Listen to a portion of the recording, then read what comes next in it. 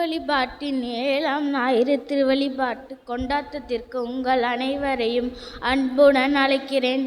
அடுத்திருப்போர்களிடம் அன்பு கூறு என்பதே இன்றைய நாளின் மைய கருத்தாக எடுத்துக்கொண்டு அனைவரையும் அன்பு செய்து ஏற்றுக்கொள்ள இந்த திருப்பலியானது நம்மை மனமாற்றம் அடைய அழைக்கிறது. சிறியோர்கள் முதல் பெரியோர் வரை இயல்பாகவே அனைவரிடமும் பலிக்கு பலி என்ற உணர்வு உள்ளது.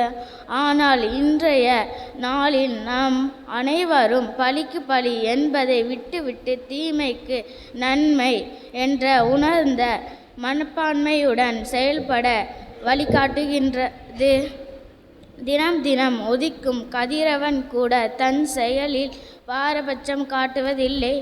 ஏனில் மேலும் தீயோர் மேலும் நாம் ஒளி கதிர்களை வீசுகிறது. அன்று இயேசு கல்வாரியில் நமக்கு கற்றுக் கொடுத்த அன்பு வியப்பிற்குரியது. அவரின் வாழ்க்கை பயணம் முழுவதும் அன்பினை மையமாக கொண்டது. இந்த அன்பின் உச்ச கட்டம்தான் நாம் பங்கெடுக்க போகும் திருப்பலி. இயேசுவின் போதனையும் வாழ்வையும் அன்பையும் தீமைக்கு நன்மையும் பகைமைக்கு மன்னிப்பையும் நமக்கு கற்றுக் கொடுக்கிறது. அன்பே இயேசுவின் செயல், மன்னிப்பே இயேசுவின் மகத்துவம் என்பதை கருத்தில் கொண்டு தீமை செய்தவர்களையும் ஏற்றுக்கொள்வோம் என்ற நேரிய சிந்தனையுடன் திருப்பலியில் இணைந்து இறைவனின் அருளை பெற்று மகிழ்ச்சி பேரின்பம் அடைவோம்.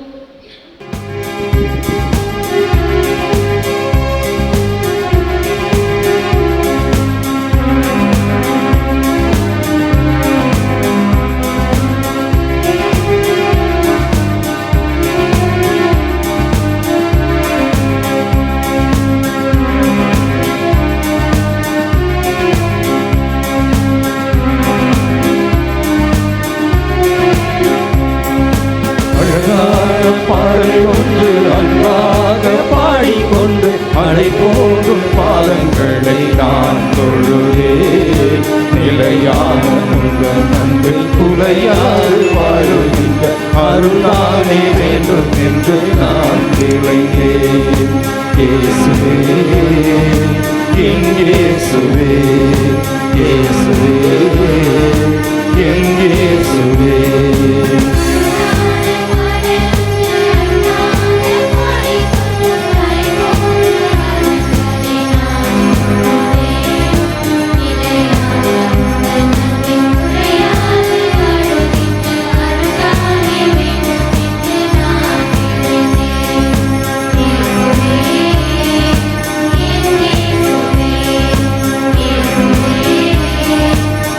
Yeah.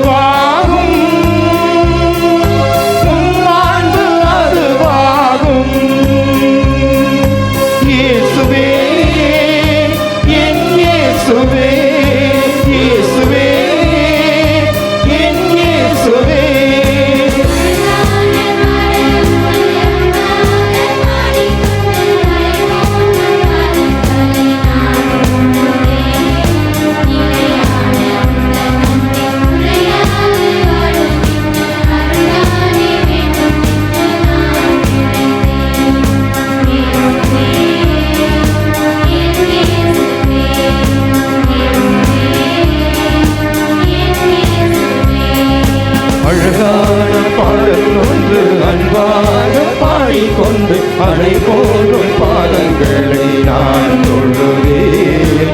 நிலையான உந்தன் அன்பில் குலையாது வாழுகின்ற அருள்தானே வேண்டும் என்று நான் விளைந்தேன். இயேசுவே, என் இயேசுவே, இயேசுவே, என் இயேசுவே.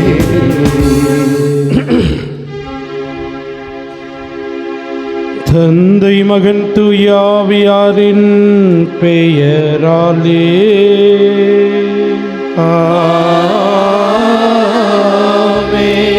நம் ஆண்டவராகிய இயேசு கிறிஸ்துவின் அருளும் கடவுளின் அன்பும் தூய ஆவியாரின் தோழமையும் உங்கள் அனைவரோடும் இருப்பதாக. ஆன்மாவோடும் இருப்பதாக. கிறிஸ்து இயேசுவில் மிகவும் பிரியமானவர்களே, ஆண்டின் பொது காலம் 7ஆம் வாரத்தில் இருக்கின்றோம். பகைவரையும் அன்பு செய்யுங்கள், தீர்ப்பிடாதீர்கள், உங்கள் விண்ணக தந்தை இரக்கமுள்ளவராய் இருப்பது போல நீங்களும் இரக்கமுள்ளவராய் இருங்கள் என்கின்ற புதிய படிப்பினையை, உன்னதமான படிப்பினையை இறைவன் இயேசு இன்று நமக்கு தருகின்றார். பழிக்கு பழி என்று அலைகின்ற சமுதாயத்தில் மாற்று சிந்தனையை இறைவன் தருகின்றார். அதை நம்முடைய வாழ்வாக்க அருள் வேண்டுவோம். அன்பார்ந்தவர்களே, நம் திருமுழுக்கு நினைவாக நம்மீது தெளிக்கப்படும் இத்தண்ணீரை ஆசீர்வதித்தருளுமாறு நம் இறைவனாகிய ஆண்டவரை கெஞ்சி மன்றாடுவோமாக.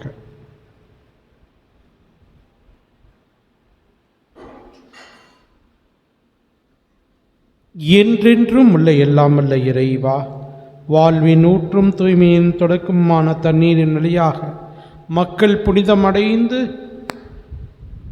நிலை வாழ்வின் கொடையை பெற வேண்டுமென நீர் திருவுளமானேன். இத்தண்ணீரை புனிதப்படுத்தியருள நாங்களுமே வேண்டுகின்றோம். ஆண்டவரே, உமது புனித நாளாகிய இன்று உமது அருட்காவலை நாங்கள் பெற விரும்புகின்றோம்.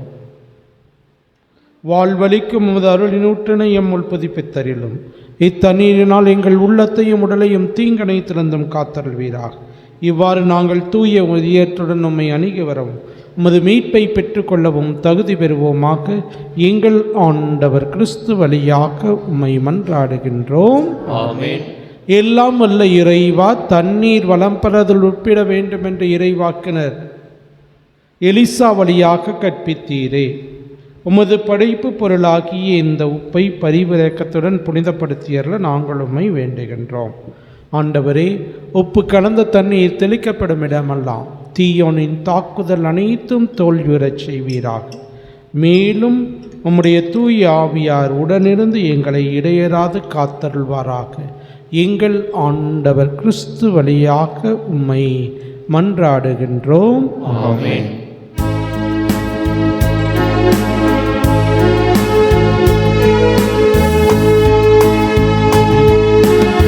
ஈசோ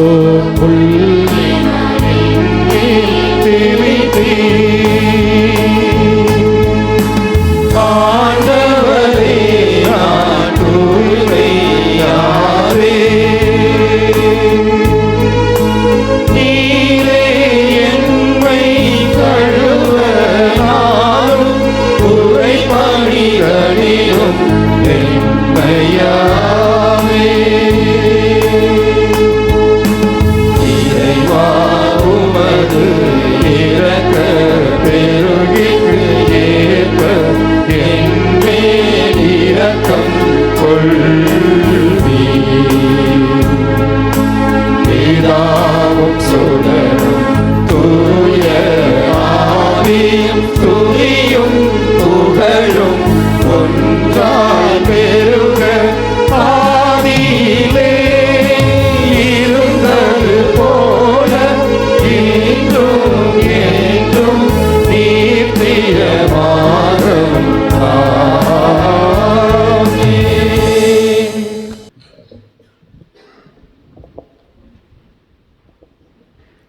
எல்லாம் வல்ல இறைவன் நம்மீது இரக்கம் வைத்து நம்முடைய குற்றங்களையும் பாவங்களையும் மன்னித்து இந்த உன்னதமான கல்வாரி பலியின் வழியாக நம்முடைய உடலுக்கு நலத்தையும் உள்ளத்திற்கு மகிழ்ச்சியையும் தீங்கற்ற நல்வாழ்வையும் தந்து அவரே நம்மை விண்ணக விருந்திற்கு அழைத்து செல்வாராக. ஆமென்.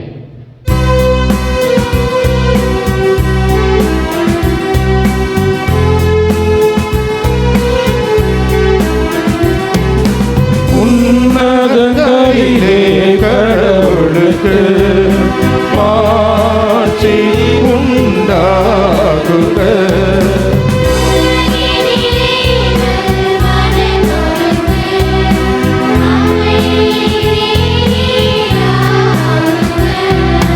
உம்மை புகழுகின்றோம் யாம், உம்மை வாழ்த்துகின்றோம் யாம்.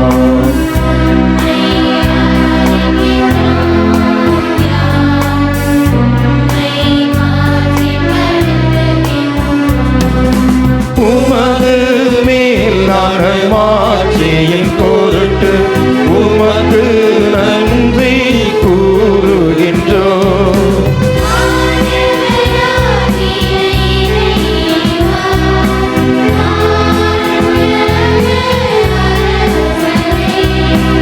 எல்லாம் வல்ல தந்தையாகிய இறைவா, ஒரே மகனாய் உதித்த ஆண்டவரே,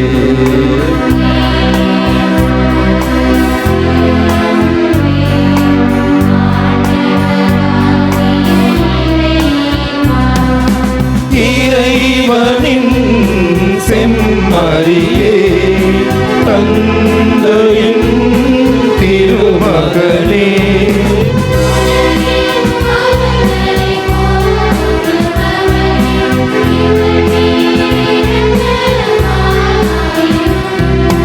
உலகின் பாவங்களை போக்குபவரே, எங்கள் மன்றாட்டை ஏற்றருளும்.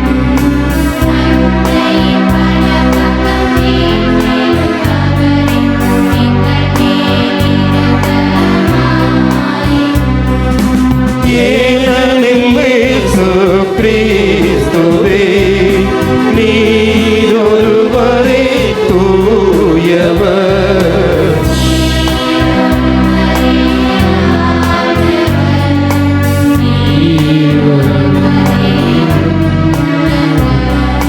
தூய ஆவியோடு தந்தையாகிய இறைவனின் ஆட்சியில் இருப்பவர் நீரே.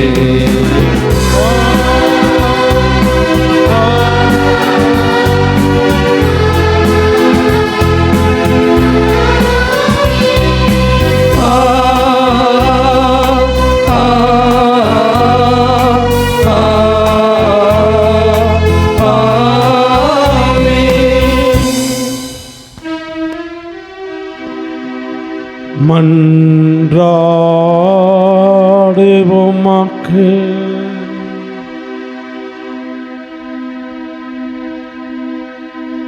எல்லாம் வல்ல இறைவா,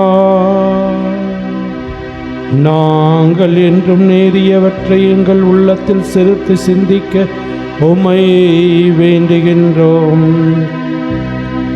அதனால் நாங்கள் உமக்கு வந்தவற்றையை சொல்லாலும் செயலாலும் நிறைவேற்ற எங்களுக்கு ஆற்றல் அருள்வீராக்கு.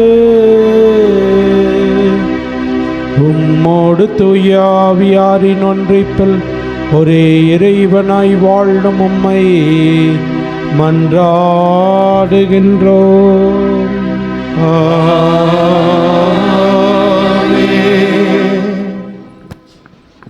முதல் வாசக முன்னுரை.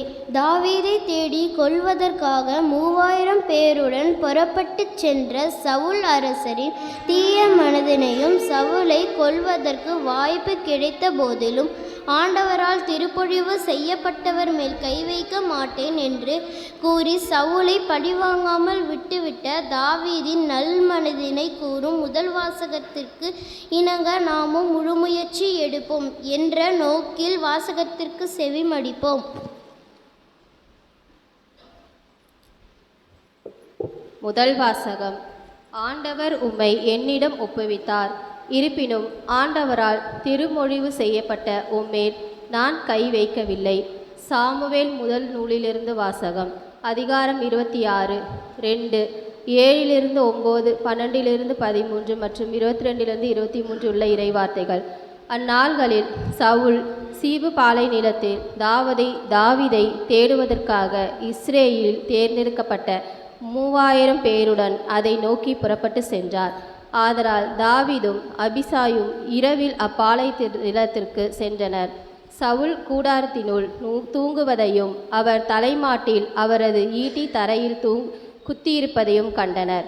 அப்பேனரும் படைவீரர்களும் அவரை சுற்றிலும் படுத்து உறங்கினர். அபிசாய் தாவீதிடம், இந்நாள்களில் கடவுள் எதிரியை உம்மிடம் ஒப்புவித்துள்ளார். ஆதலால் இப்பொழுது நான் அவரை ஈட்டியால் 2 முறை குத்தாமல் ஒரே குத்தாய் நிலத்தில் பகுதியை குத்தப் போகிறேன் என்றான்.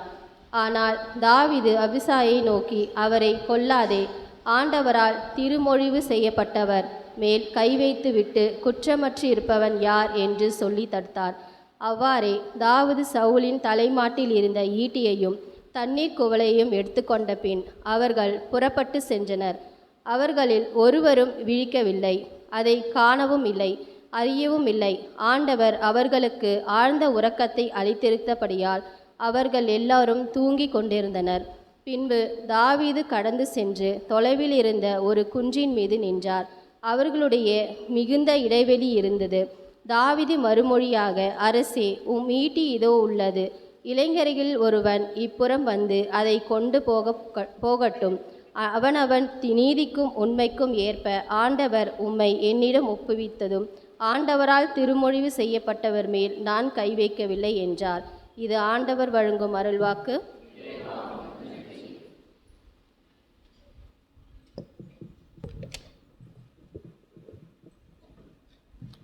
நீங்கள் பாட வேண்டிய பதில், ஆண்டவர் இரக்கமும் அருளும் கொண்டவர்.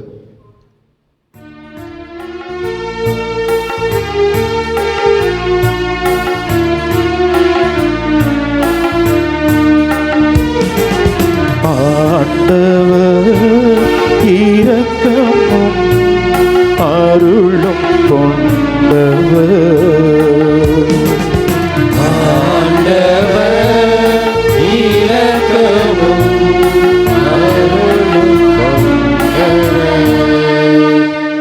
என்னுயிரே ஆண்டவரை போற்றிடு,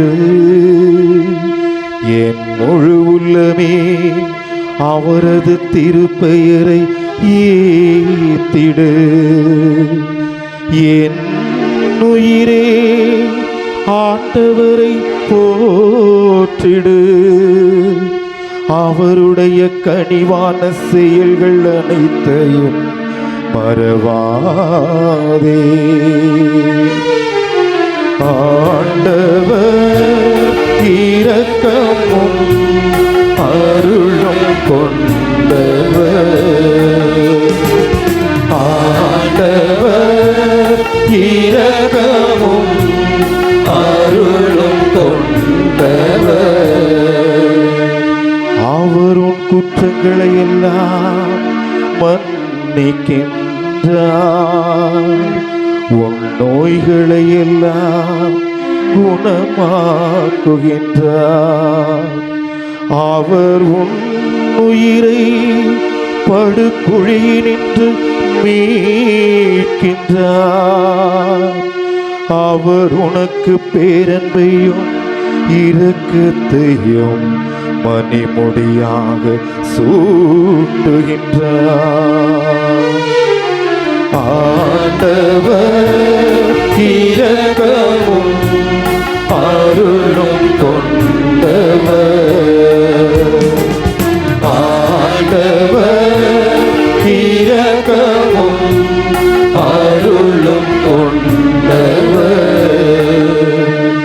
ஆண்டவர் இரக்கமும் அருளும் கொண்டவர். நீடிய பொறுமையும் பேரன்பும் உள்ளவர். அவர் நம் பாவங்களுக்கு ஏற்ப நம்மை நடத்துவதில்லை. நம் குற்றங்களுக்கேற்ப நம்மை தண்டிப்பதில்லை. ஆண்டவர் இரக்கமும் அருளும் கொண்டவர். ஆண்டவர் இரக்கமும் அருளும் கொண்டவர். இரண்டாம் வாசகம் முன்னுரை. களிமண்ணால் படைக்கப்பட்ட முதல் ஆதாமையும் தூய ஆவியால் கருவாக்கி விண்ணிலிருந்து வந்த கடைசி ஆதாமாகிய இயேசு கிறிஸ்துவையும் பற்றி கூறும் புனித பவுல் நாம் அனைவரும் மனித சாயலுடன் இயேசு கிறிஸ்துவின் சாயலையும் கொண்டிருக்க அழைக்கின்றார். நாம் இறைவனின் சாயலில் உள்ளவர்களாக மாற இவ்வாசகத்திற்கு செவிமடுப்போம்.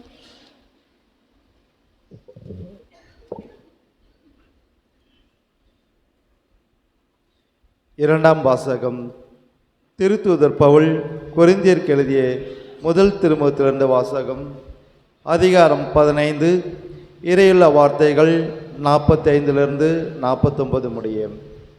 சகோதர சகோதரிகளே, முதல் மனிதராகிய ஆதாம் உயிர் பெற்று மனித இயல்பு உள்ளவர் ஆனார். கடைசி ஆதாமோ உயிர் தரும் தூய ஆவியானவர். தூய ஆவியக்குரியது முந்தியது அல்ல, மனித இயல்புக்குரியது முந்தியது, தூய ஆவியக்குரியது பிந்தியது. முதல் மனிதர் களிமண்ணால் ஆனவர், அவர் மண்ணிலிருந்து வந்தவர். இரண்டாம் மனிதரோ விண்ணிலிருந்து வந்தவர். மண்ணை சார்ந்தவர் மனிதர் போலவே மண்ணை சார்ந்தவர் யாவரும் இருப்பார். விண்ணில் சார்ந்த மனிதர் போலவே விண்ணை சார்ந்தவர் யாவரும் இருப்பார். எனவே நாம் மண்ணை சார்ந்தவரின் சாயலை கொண்டிருப்பது போல விண்ணை சார்ந்தவரின் சாயலையும் கொண்டிருப்போம். இது ஆண்டவர் வழங்கும் அருள்வாக்கு.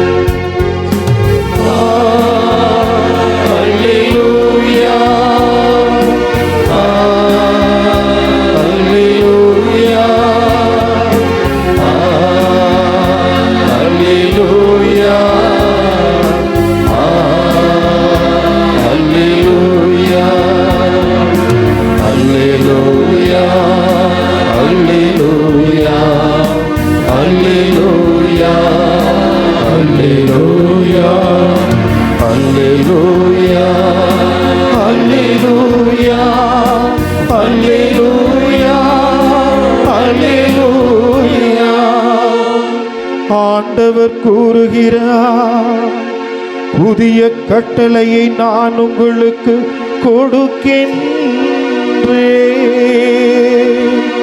நான் உங்களிடம் அன்பு செலுத்தியது போல நீங்களும் ஒருவர் மற்றவரிடம் அன்பு செலுத்துங்கள். அல்லேலூயா, அல்லேலூயா, அல்லேலூயா, அல்லேலூயா, அல்லேலூயா.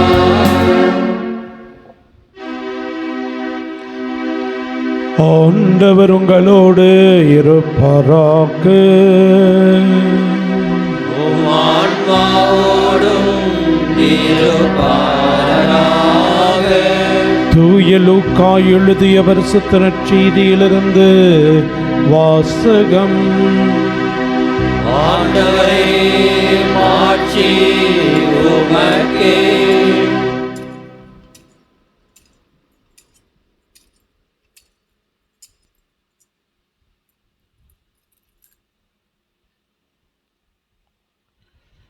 லூக்கா நற்செய்தி அதிகாரம் 6 இறை சொற்றொடர்கள் 27 38 முடிய. அக்காலத்தில் இயேசு தம் சீடரை நோக்கி கூறியது, நான் சொல்வதை கேட்டுக்கொண்டிருக்கும் உங்களுக்கு கூறுகிறேன், உங்கள் பகைவரிடம் அன்பு கூறுங்கள். உங்களை வெறுப்போருக்கு நன்மை செய்யுங்கள். உங்களை சபிப்போருக்கு ஆசி கூறுங்கள். உங்களை இகழ்ந்து பேசுவோருக்காக இறைவனிடம் வேண்டுங்கள். உங்களை ஒரு கன்னத்தில் அறைபவருக்கு மறு கன்னத்தையும் திருப்பி காட்டுங்கள். உங்கள் மேலுடையை எடுத்துக்கொள்பவர் உங்கள் அங்கியையும் எடுத்துக்கொள்ள பார்த்தால் அவரை தடுக்காதீர்கள். உங்களிடம் கேட்கும் எவருக்கும் கொடுங்கள். உங்களுடைய பொருட்களை எடுத்துக்கொள்வோரிடமிருந்து அவற்றை திருப்பி கேட்காதீர்கள். பிறர் உங்களுக்கு என்ன செய்ய வேண்டும் என்று விரும்புகின்றீர்களோ அதையே நீங்களும் அவர்களுக்கு செய்யுங்கள். உங்களிடம் அன்பு செலுத்துவோரிடமே நீங்கள் அன்பு செலுத்தினால் உங்களுக்கு வரும் நன்மை என்ன? பாவிகளும் தங்களிடம் அன்பு செலுத்துவோரிடமே அன்பு செலுத்துகிறார்களே. உங்களுக்கு நன்மை செய்பவர்களுக்கு நீங்கள் நன்மை செய்தால் உங்களுக்கு வரும் நன்மை என்ன? பாவிகளும் அவ்வாறு செய்கிறார்கள்.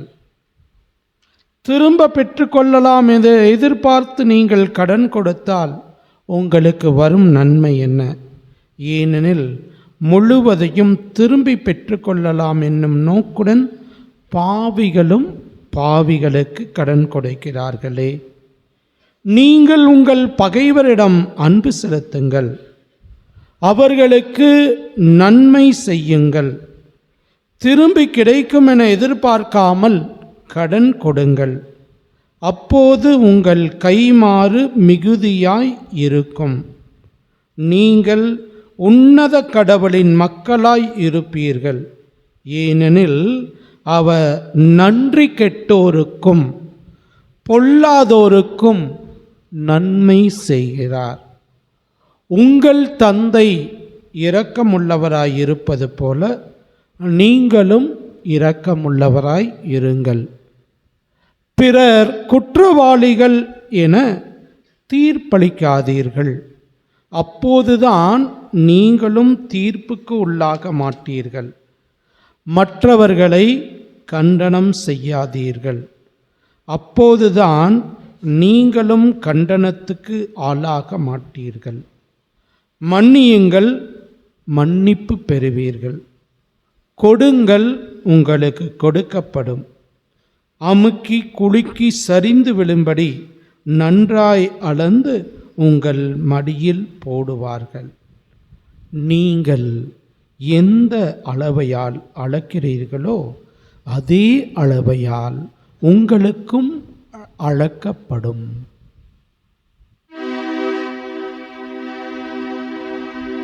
ஆண்டவரின் அருள்வாக்கு. கிறிஸ்துவே உமக்கு புகழ்.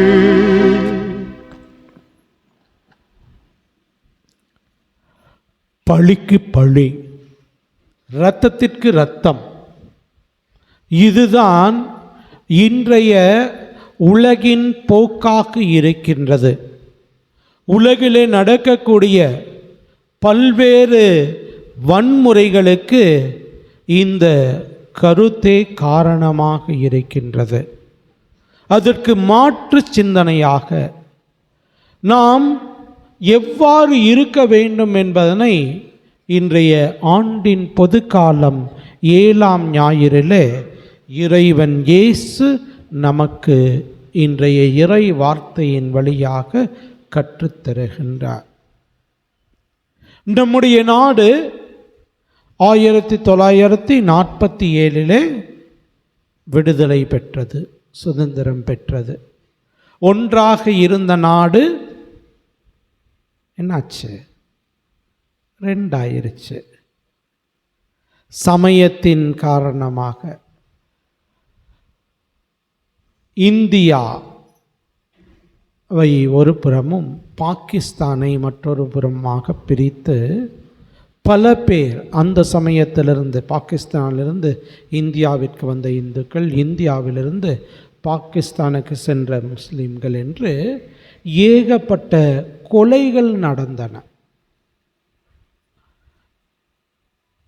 காந்திஜி தன்னுடைய சத்திய சோதனை என்றும் சுயசரிதை நூலிலே மை எக்ஸ்பிரிமெண்ட்ஸ் வித் ட்ரூத் என்கின்ற இதில் இந்த மலைப்பொழிவுதான் நான் இந்த அகிம்சையை கொண்டு வருவதற்கும் இன்னும் மற்றவற்றிற்கும் காரணகர்த்தாவாக மூல காரணமாக இருந்தது என்று சொல்லி அந்த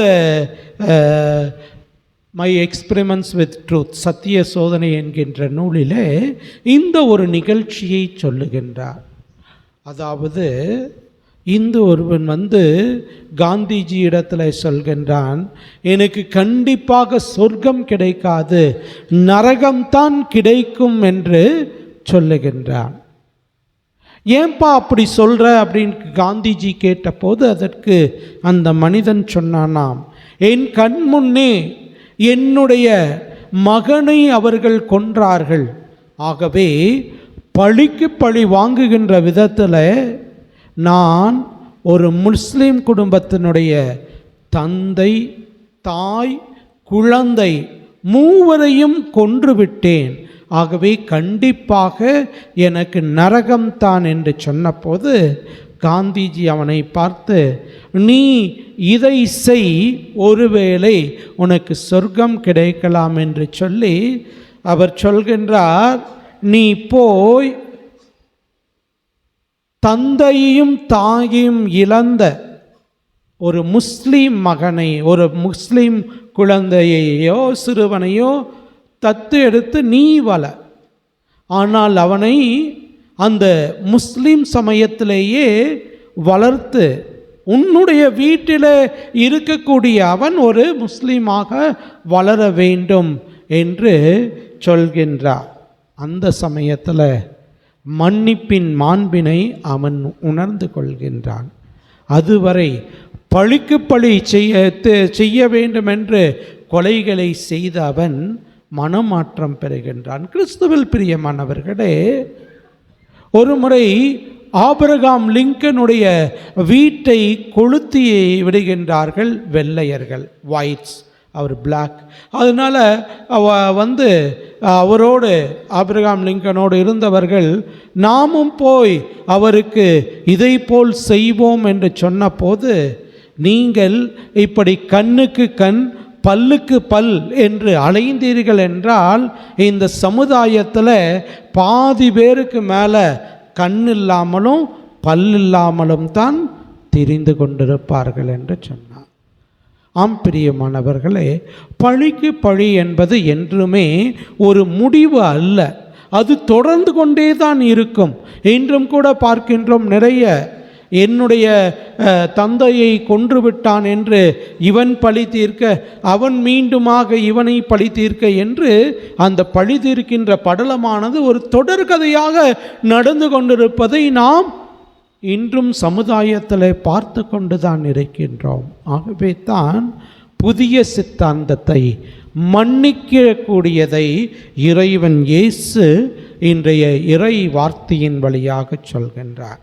கடந்த வாரம் இறை வார்த்தையின் தொடர்ச்சியாகத்தான் இந்த வாரத்தில் லூக்கா நற்செய்தியில் நாம் இந்த 6ஆம் அதிகாரத்தில் 26 38 வரை உள்ள இறை வாக்கியங்களை வாசித்தோம். இதுக்கு முன்னாடி போன வாரம் என்ன வாசித்தோம்? இதை பற்றிய வாசகம், அதனுடைய மையக்கருத்து எதை பற்றி?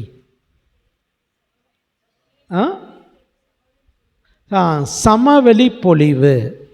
மத்தேயு நற்செய்தி 5ஆம் அதிகாரம் முதல் 7ஆம் அதிகாரம் வரை மழை பொழிவு 3 அதிகாரத்தில் கொடுக்கப்பட்டிருக்கின்றதை இங்கே லூக்கா நற்செய்தியாளர் இந்த நற்செய்தி பகுதியிலே குறிப்பாக சமதள பொழிவாக லூக்கா நற்செய்தியாளர் கொடுப்பதைத்தான் நாம் வாசித்தோம்.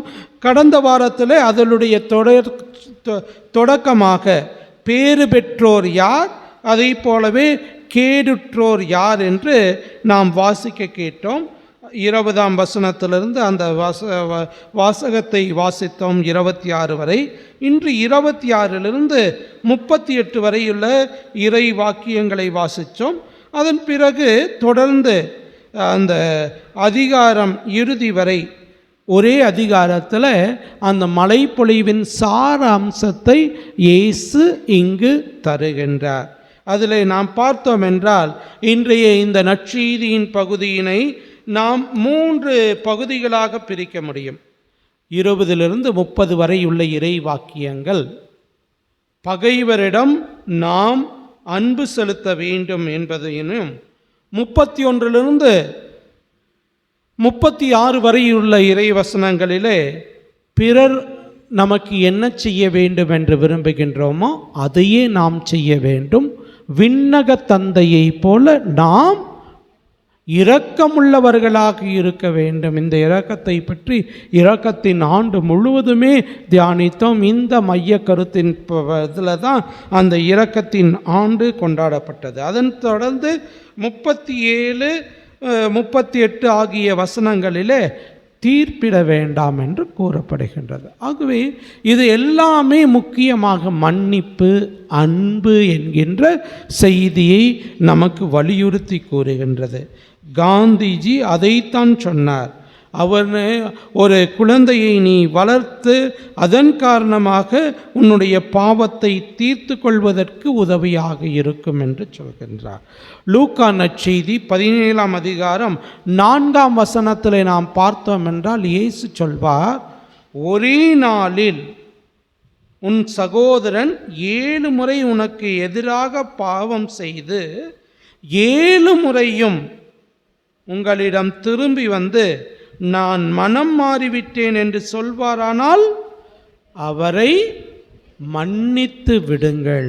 ஆகவே மன்னிப்பு, பகைவனிடத்தில் அன்பு என்பதனை மிக அழகாக இந்த இறை வார்த்தை, இந்த வாரத்தினுடைய இறை வார்த்தை அந்த ஒரு செய்தியைத்தான் நமக்கு கூறுகின்றது. அதைத்தான் நிகழ்வாக மன்னிக்கின்றது எப்படி என்பதனை தாவீது செய்வதைத்தான் முதல் வாசகத்தில் நாம் வாசிக்க கேட்டோம். 1 சாமுவேல் 26ஆம் அதிகாரம். அந்த அதிகாரத்தினுடைய தலைப்பை பார்த்தோம்னா தாவீது சவுலை மீண்டும் கொல்லாது விடல். மீண்டும் கொல்லாது விடல் நாம் யோசிக்கணும். அப்படின்னா என்ன அர்த்தம்? ஏற்கனவே ஒரு சந்தர்ப்பம் இருந்தது, அதிலும் அவள் கொல்லவில்லை, மீண்டுமாக கொல்லவில்லை. அது 24ஆம் அதிகாரத்தில் இருக்கின்றது. அங்கே அந்த என்கெதீப் என்கின்ற பாலை நிலத்தில் 3000 பேரை திரட்டி கொண்டு வந்து, அதுவும் தலை சிறந்த போர் வீரர்கள். இங்கேயும் பார்த்தோம்னா 3000. யார் என்னத்துக்கு, எதுக்கு 3000 பேர்த்த திரட்டிட்டு போகிறான்? யாரை கொல்றதுக்கு? தாவீது என்கின்ற ஒருத்தனை கொல்வதற்கு 3000 பேரை திரட்டி கொண்டு போனான். சரி, சவுலுக்கும் தாவீதுக்கும் அப்படி என்னதான் பிரச்சனை? ஏன் சவுல் தாவீதை கொல்ல தேடினான்? ஏன்னா அப்போ தான் நம்ம புரிஞ்சுக்க முடியும். என்ன தான் பிரச்சனை? சவுல் தான் முதல் அரசன். அதுவரை நீதி தலைவர்கள் தான் அவர்களை வழிநடத்தி வந்தார்கள். அந்த நீதி தலைவர்களில் சாமுவேல் இறுதியாக தீர்க்கதரிசியாகவும் குருவாகவும் இருந்து நீதி தலைவராகவும் இருந்தார். ஆகவே சாமுவேலுடைய புதல்வர்கள் நீதியை ஏற்ற முறையில் கொடுக்கவில்லை, கையூட்டு வாங்கிட்டு அநீதி இழைத்தார்கள். ஆகவே மற்றவங்கெல்லாம், மற்ற நாட்டினர் அரசனை கொண்டு அவர்களுடைய அரசு வளர்ச்சி பெற்று கொண்டிருக்கின்றது. ஆகவே எங்களுக்கும் அரசன் வேண்டும் அப்படின்னு சொல்கிறான். ஆகவே சாமுவேல் சவுலை எண்ணெயால் அபிஷேகம் செய்து திருநிலைப்படுத்துகின்றார் என்பதனை நாம் வாசிக்கின்றோம். ஆகவே சவுல் தான் முதல் அரசன். தாவீது அதற்கு அடுத்து வந்த அரசன். ஆனால் தாவீதின் குலம் என்று இயேசுவரை தாவீதின் மகன் என்று இயேசுவை சொல்கின்றோம். ஆகவே அந்த தாவீதின் வம்சம் அது தொடர்ந்து இருக்கின்றது. ஆகவே அப்படி பார்க்கின்ற போது இங்கே முதல் கேள்விக்கே வருவோமே, சவுலுக்கும் தாவீதுக்கும் என்ன பிரச்சனை? ஏன் சவுல் தாவீதை கொல்ல வேண்டும் என்று தேடுகின்றான்?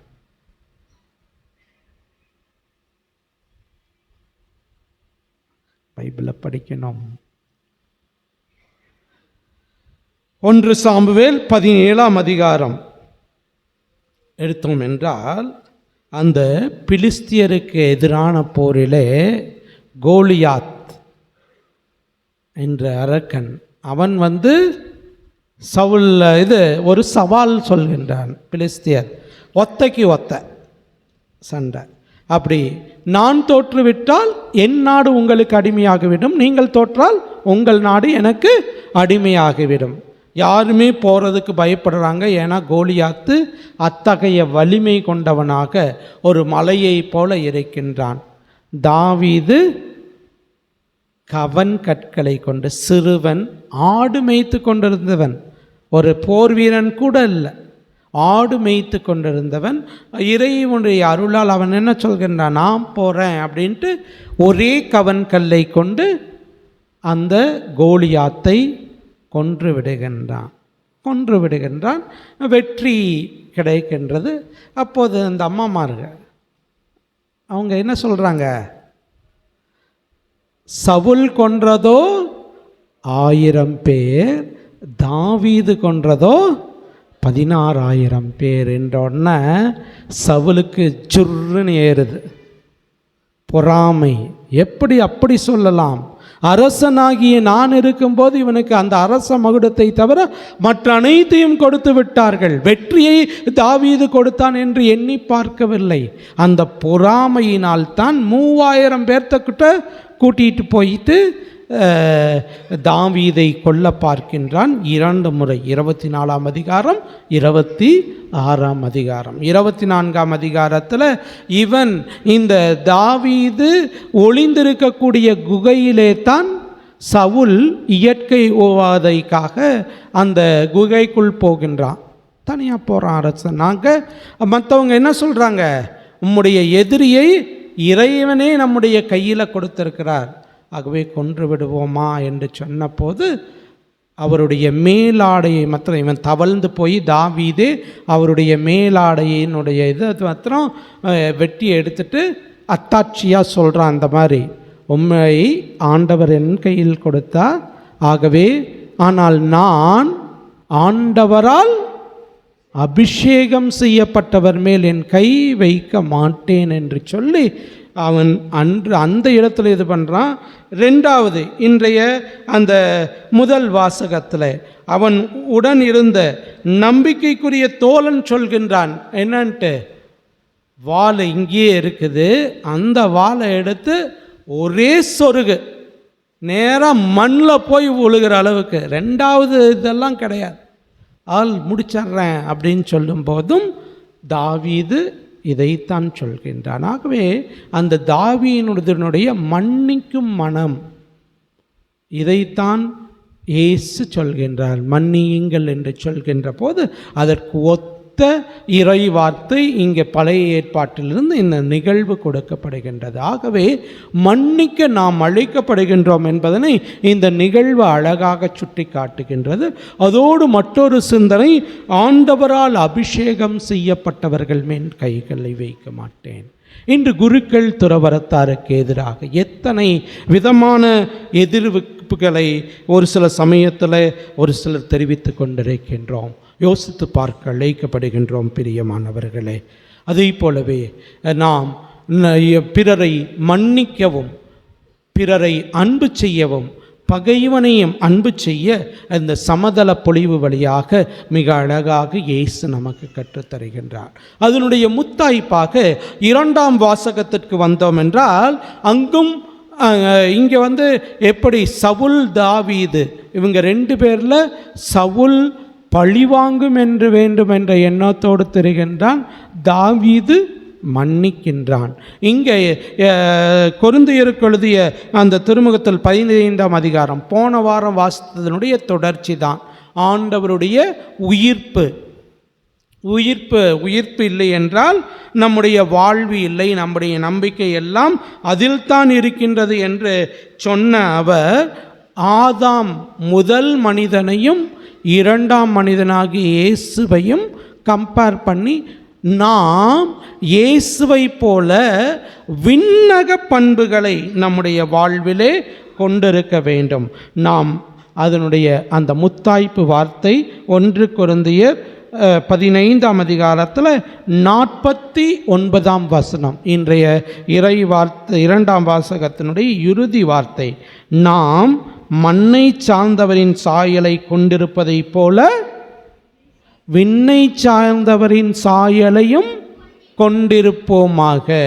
விண்ணை சார்ந்தவனுடைய சாயல் எப்படிப்பட்டது என்று சொல்கின்ற போது ரோமையருக்கு எழுதிய திருமுகத்தில் 12ஆம் அதிகாரத்தில் 9-21 வரை கிறிஸ்துவ வாழ்க்கைக்குரிய ஒழுங்குகள் என்கின்ற பகுதியிலே தூய பவுல் விண்ணை சார்ந்தவர்கள், கிறிஸ்துவர்களாகிய நாம் விண்ணகம் நோக்கி செல்லக்கூடியவர்கள், ஆகவே விண்ணை சார்ந்தவர்களாக நம்முடைய வாழ்வு எப்படி இருக்க வேண்டும், இதை நீங்கள் வீட்டில் போய் படித்து பாருங்கள். ஏன்னா நிறையா இருக்குது. உங்கள் அன்பு கள்ளமற்றதாய் இருப்பதாக. 14ஆம் வசனம், உங்களை துன்புறுத்துவோருக்கு ஆசி கூறுங்கள். ஆம், ஆசி கூறுங்கள், சபிக்க வேண்டாம். முத்தாய்ப்பாக பழிக்கு பழி வாங்க வேண்டாம் என்று சொல்லக்கூடியது என்னுடைய இறுதி பகுதி. 21ஆம் வார்த்தை என்ன சொல்லுது?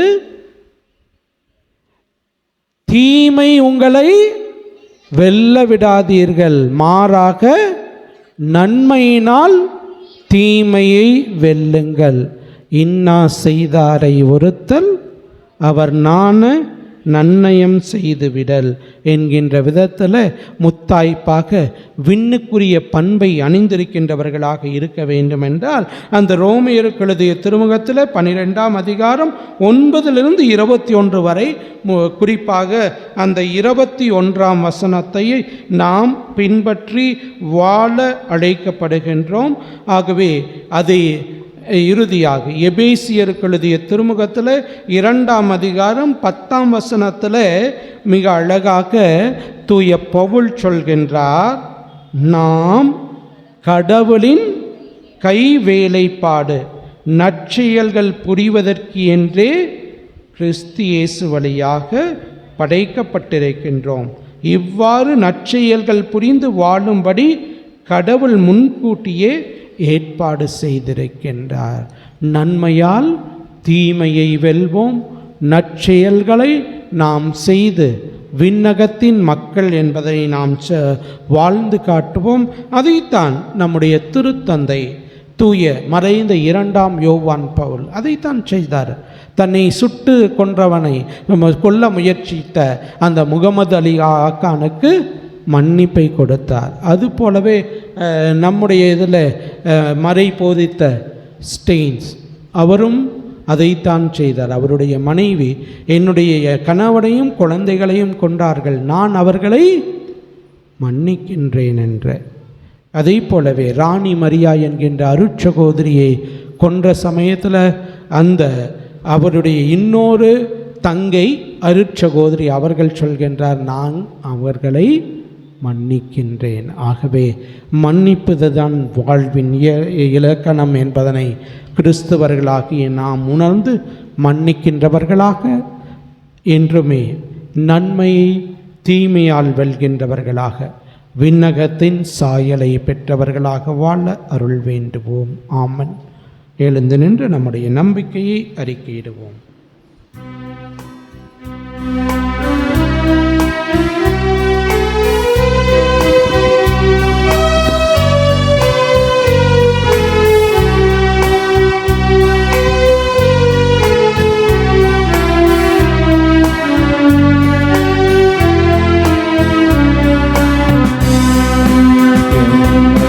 மண்ணையும் படைத்தவராம் கடவுள்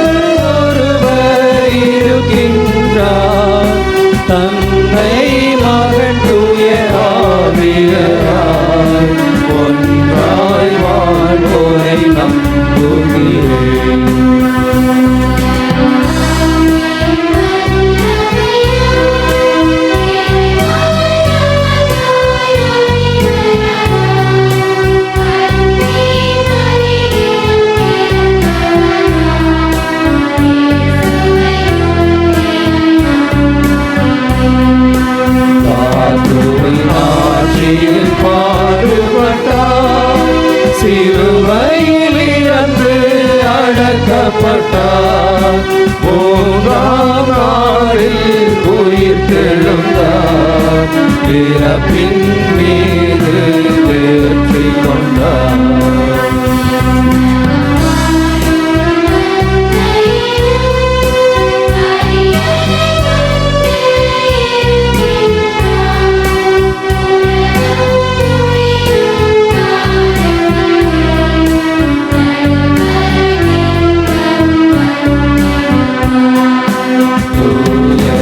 ஆவியாரை நம்புகிறேன், பாரினில் அவர் துணை வேண்டுகிறேன், பாவ மன்னிப்பில் தூய்மை பெற்று அதிகார வாழ்வில் நிலைத்திடுவேன்.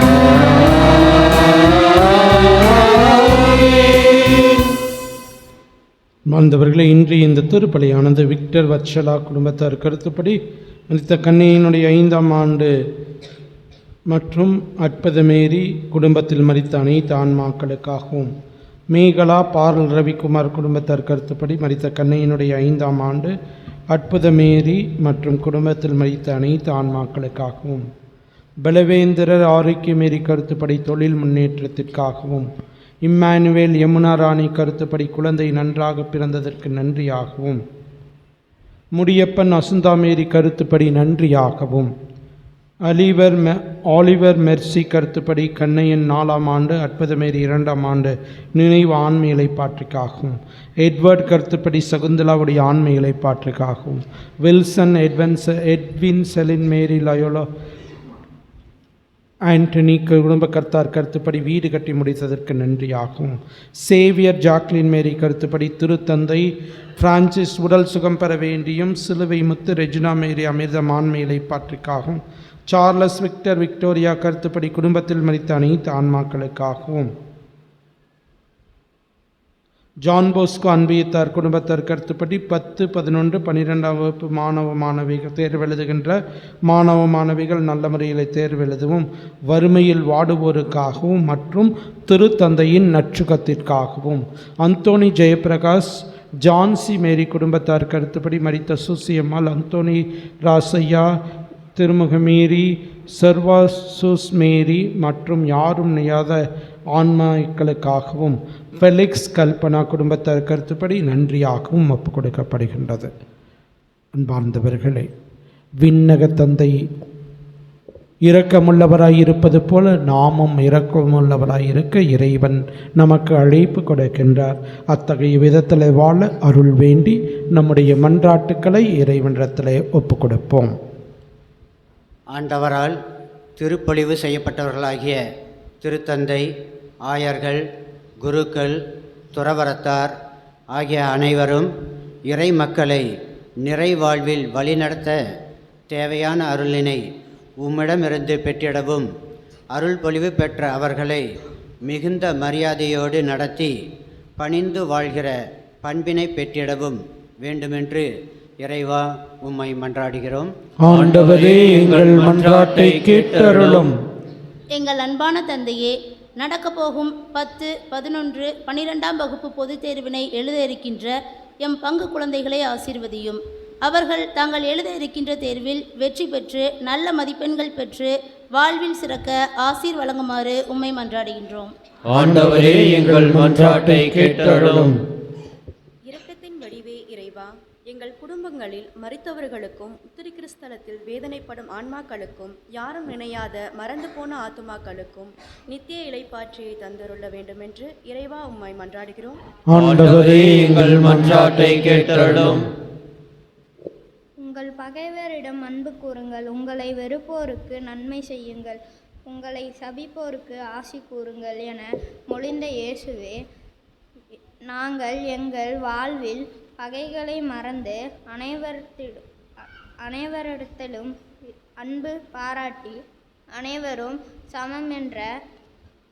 ஒருநிலைப்பாட்டோடு வாழ அருள் பொழியுமாறு உம்மை மன்றாடுகிறோம். ஆண்டவரே எங்கள் மன்றாட்டை கேட்டருளும். நமது திருத்தந்தை பிரான்சிஸ் அவர்கள் உடல் நலக்குறைவினால் மருத்துவமனையில் அனுமதிக்கப்பட்டுள்ள நிலையில் இறைவன் தாமே தமது திருக்கரத்தினால் தொட்டு குணமாக்க ஜெபிக்கின்றோம். விரைவில் குணமடைந்து திரு அவையின் தலைமை பொறுப்பை ஏற்று வழிநடத்த வேண்டுமென்று இறைவா உம்மை மன்றாடுகின்றோம். ஆண்டவரே எங்கள் மன்றாட்டை கேட்டருளும்.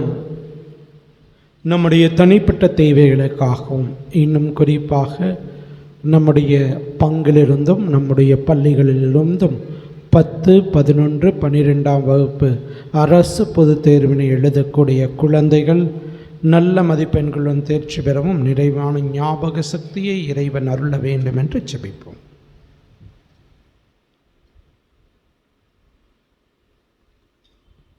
எங்கள் அன்பு தாயும் தந்தையுமான இறைவா, பகைவர்களை மன்னியுங்கள், பழிக்கு பழி வாங்காதீர்கள் என்று சொல்லி அதை உம்முடைய வாழ்வில் சிலுவையிலே தொங்கிய போது தந்தையை இவர்கள் அறியாமல் செய்கிறார்கள், இவர்களை மன்னியும் என்று சொல்லி மன்னித்தீரே. அத்தகைய பரந்த மனப்பான்மையை எங்களுக்கும் தாரும். பிறருடைய குற்றங்களை மன்னிக்கவும், பகைவர்களை அன்பு செய்யவும், பழிக்கு பழி வாங்காமல் நன்மையால் தீமையை வெல்ல தேவையான வரங்களை தந்து வழிநடத்த வேண்டும் என்று எங்கள் ஆண்டவரும் இரட்சகரும் மீட்பெருமான இயேசுவின் இணையற்ற நாமத்தில் ஜெபிக்கின்றோம். ஜெபம் கேட்டு ஆசீர்வதியும் ஜீவனுள்ள நல்ல பிதாவே, ஆமென்.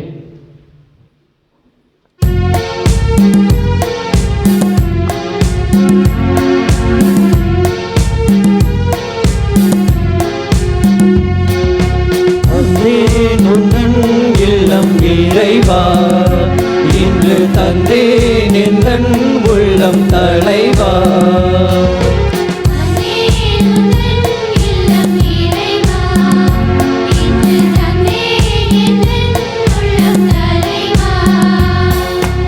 உள்ளதை எல்லாம் எடுத்து வந்தேன், அதில் நல்லவை அனைத்தையும் உவந்து தந்தேன்.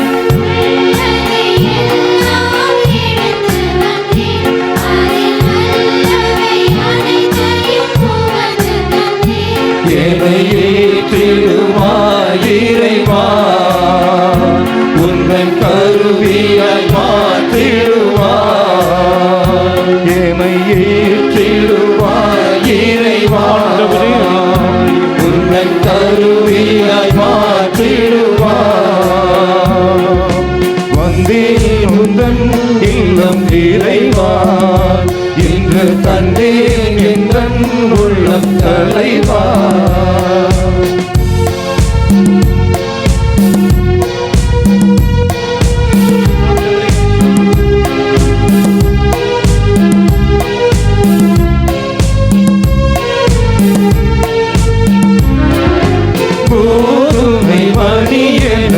மடிந்து பலன் தரவே,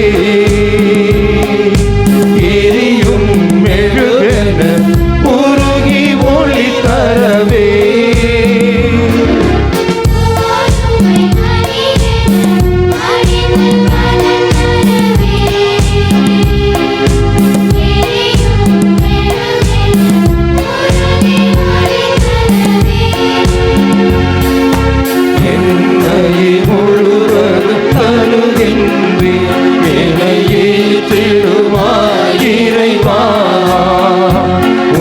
கருவியாய் மாற்றிடுவாய், என்னை ஏற்றிடுவாய். இறைவா, உந்தன் கருவியாய் மாற்றிடுவாய்.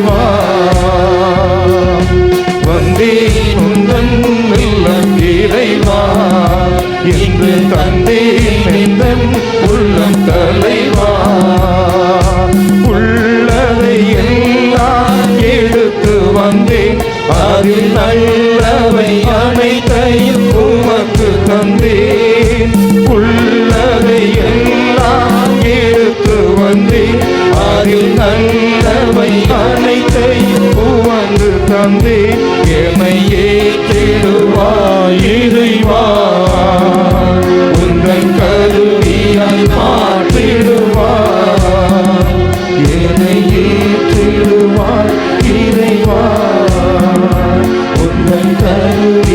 மாற்றிடுவாய்.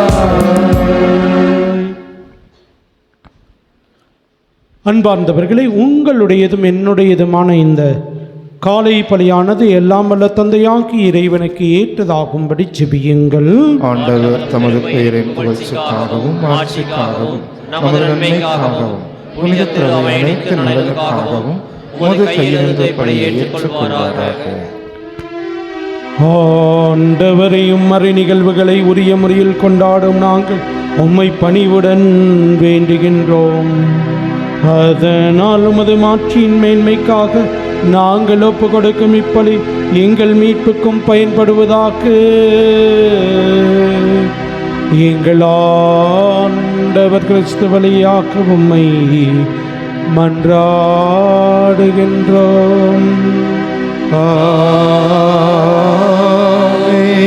ஆண்டவர் உங்களோடு இருப்பாராக.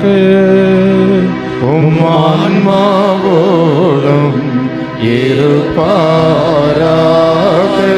இதயங்களை மேலே எழுப்புங்கள். ஆண்டவரிடம் எழுப்பியுள்ளோ நம் இறைவனாகிய ஆண்டவருக்கு நன்றி கூறுவோம். அது தகுதியும் நீதியும் ஆனது.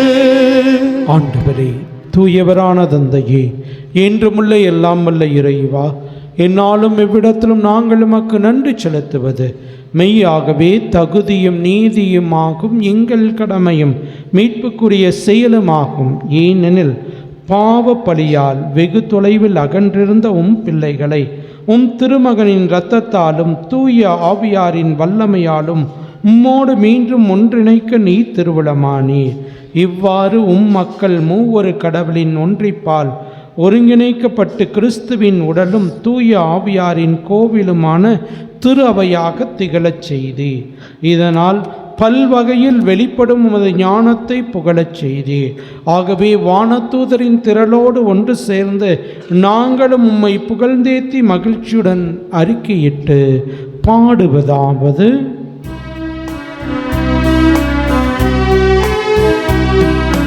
தூயவர் தூயவர் தூயவர் வான்படைகளின் கடவுளாம் ஆண்டவர்.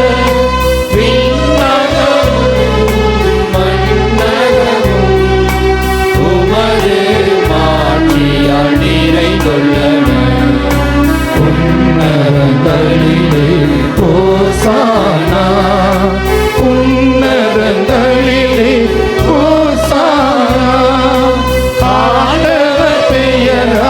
வருகிறவர் ஆசி பெற்றவர். உன்னதங்களிலே ஓசானா, உன்னதங்களிலே ஓசானா.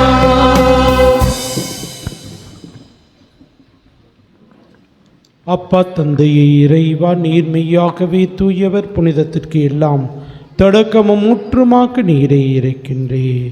ஆகவே நம்முடைய தூய ஆவியை பொழிந்து இக்காணிக்கைகளை புனிதப்படுத்த வேண்டுமென உம்மை தாழ்மையுடன் மன்றாடுகின்றோம். இவ்வாறு எங்கள் ஆண்டவர் இயேசு கிறிஸ்துவின் உடலும் இரத்தமுமாக எங்களுக்கு இவை மாறுவனவாக. அவர் பாடுபட உளம் கனிந்து தம்மை கையளித்த போது அப்பத்தை எடுத்து நன்றி செலுத்தி அதை பிட்டு தம் சீடர்களுக்கு அளித்து அவர் கூறியதாவது: அனைவரும் இதிலிருந்து பெற்று உண்ணுங்கள், ஏனெனில் இது உங்களுக்காக கையளிக்கப்படும் என் உடல்.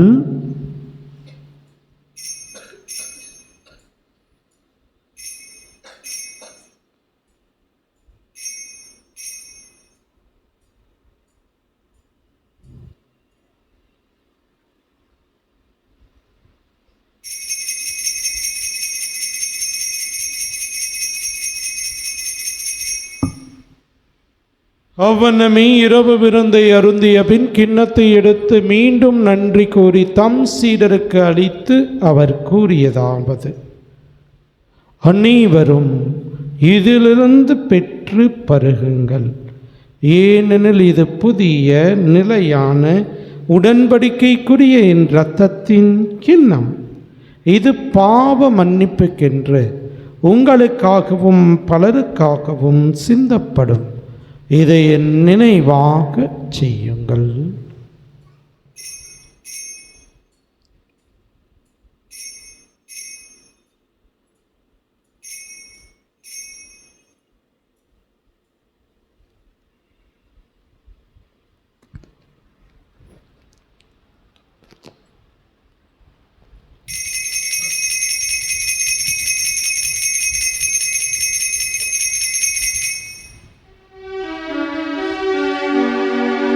நம்பிக்கையின் மறை பொருள்.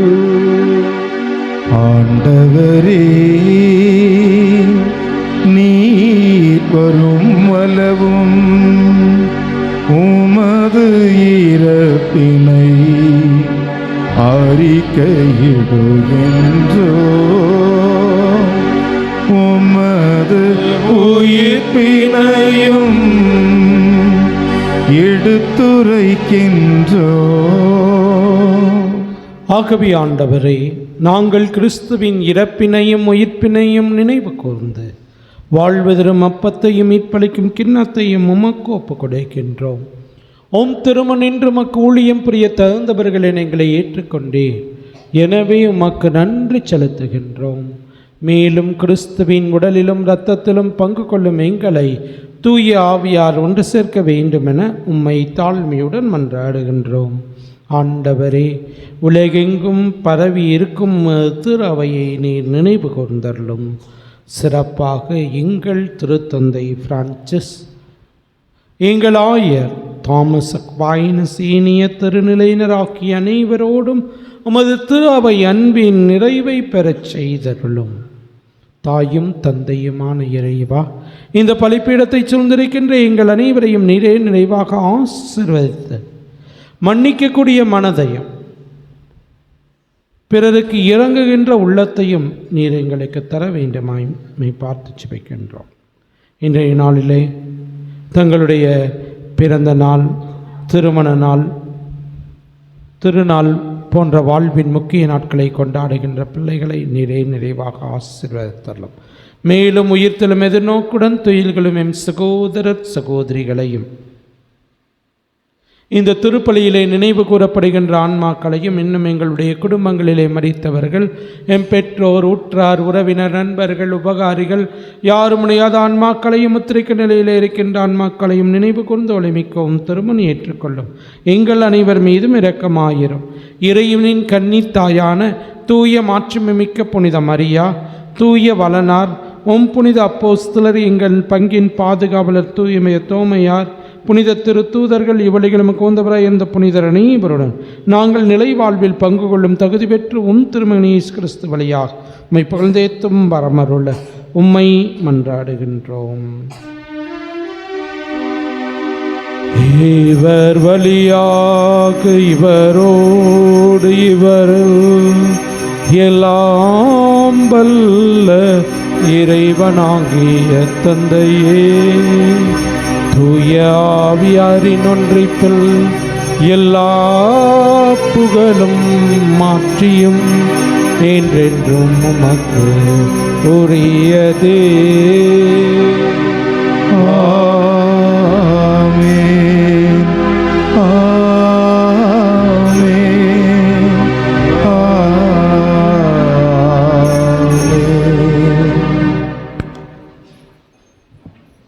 இறைவனுடைய அரசு இவ்வுலகிலே மலர இறை தந்தையை நோக்கி நாம் ஜெபிப்போம். விண்ணுலகில் இருக்கிற எங்கள் தந்தையே, உமது பெயர் தூயது என போற்றப் பெறுக. உமது ஆட்சி வருக. உமது திருவிழம் விண்ணுலகில் நிறைவேறுவது போல மண்ணுலகிலும் நிறைவேறுக. எங்கள் அன்றாட உணவை இன்று எங்களுக்கு தாரும். எங்களுக்கு எதிராக குற்றம் செய்வோரை நாங்கள் மன்னிப்பது போல எங்கள் குற்றங்களை மன்னியும். எங்களை சோதனைக்கு உட்படுத்தாதேயும், தீமையிலிருந்து எங்களை விடுவித்திரளும். ஆண்டவரே, தீமை ஆபத்து துன்பமாக்கி அனைத்திலுமிருந்து எங்களை விடுவித்து எங்கள் வாழ்நாளில் அமைதியை கனிவுடன் அருள உம்மை மன்றாடுகின்றோம். உமது இரக்கத்தின் உதவியால் நாங்கள் பாவத்திலிருந்து எப்போதும் விடுதலை பெற்று யாதொரு கலக்கமுமின்றி நலமாயிருப்போமாக. நாங்கள் எதிர்நோக்கி இருக்கும் பேரின்பத்திற்காக மீட்பராகிய இயேசு கிறிஸ்துவின் இரண்டாம் வருகைக்காகவும் காத்திருக்கின்றோம். ஏனெனில் ஆட்சியும் வல்லமையும் மாட்சியும் என்றென்றும் உமதே. ஆண்டவரே இயேசு கிறிஸ்துவே, அமைதியை உங்களுக்கு விட்டுச் செல்கின்றேன். உலகம் தர முடியாத அமைதியை நான் உங்களுக்கு தருகின்றேன் என்றும் திருத்துவதற்கு மொழிந்தீரே. எங்கள் பாவங்களையும் பலவீனங்களையும் பாராமல் மது திறவையின் உயிர் நம்பிக்கைக்கு நோக்கி எங்களுக்கு அமைதியும் ஒற்றுமையும் அன்பையும் மகிழ்ச்சியும் தந்தருள திருளம் கொள்வீரா. என்றென்றும் வாழ்ந்து ஆட்சி செய்கின்றவர் நீரே. ஆமென். ஆண்டவருடைய அமைதி உங்கள் அனைவரோடும் என்றும் இருப்பதாக. ஆன்மாவோடும் இருப்பதாக. ஒருவருக்கொருவர் அமைதியை நாம் பகிர்ந்து மகிழ்வோம்.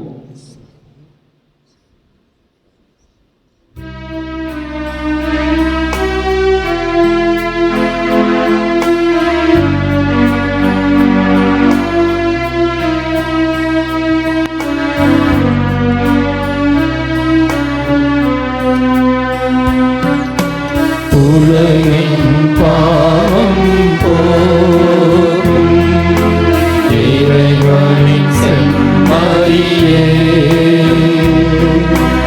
என்மேல் இரக்கம் வையும். உலகின் பாவம் போக்கும் இறைவனின் செம்மறியே, இரக்கமையும். உலகின் பாவம் போக்கும் இறைவனின் செம்மறியே, எமக்கு அமைதி அருளும்.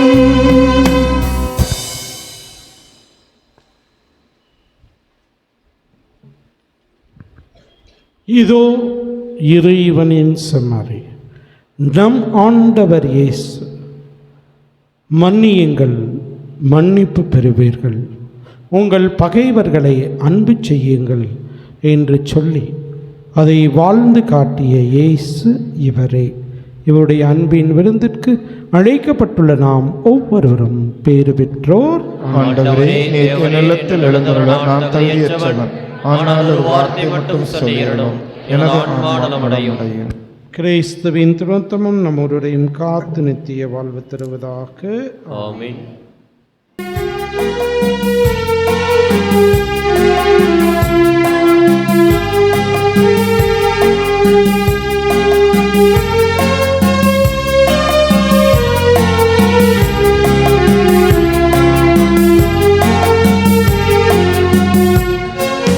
சின்ன சின்ன அப்பமே செல்ல இயேசு உருவிலே வாங்க வாங்கி உண்ணலாம் அன்பு தெய்வம் கோயிலே.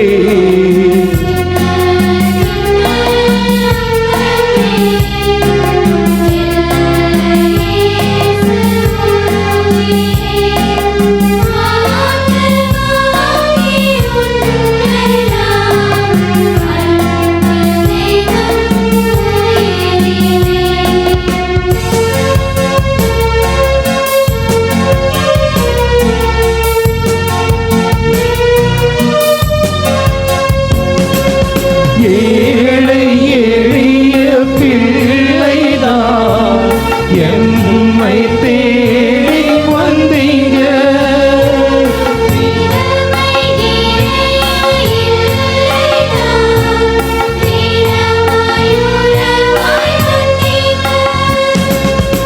ஏழை எளிய பிள்ளைதான் எம்மை தேடி வந்தீங்க.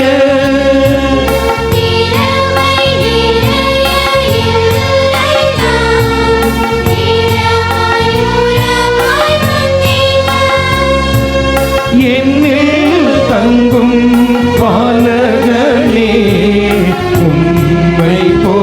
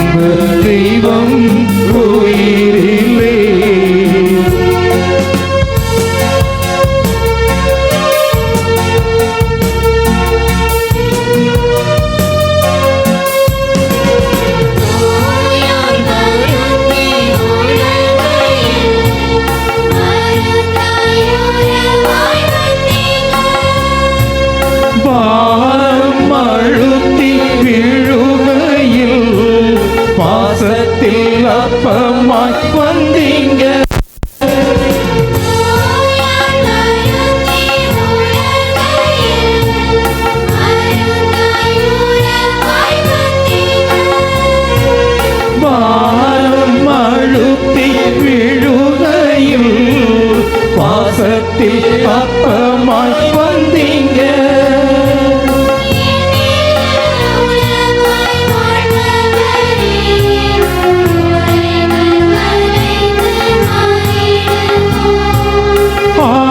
ஆன்மராகங்கள் தீர்த்தவரே, உந்தன் பணிக்க புறப்படுவோம். சின்ன சின்ன அப்பமே செல்ல இயேசு குருவிலே வாங்க வாங்கி உண்ணலாம் அன்பு தெய்வம் உயிரிலே.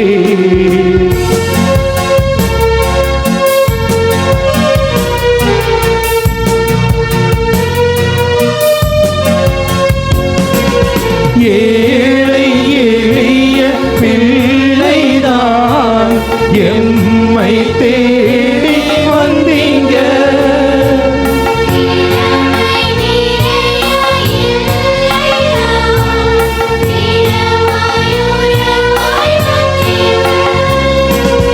ஏழை எளிய பிள்ளைதான் எம்மை தேடி வந்தீங்க.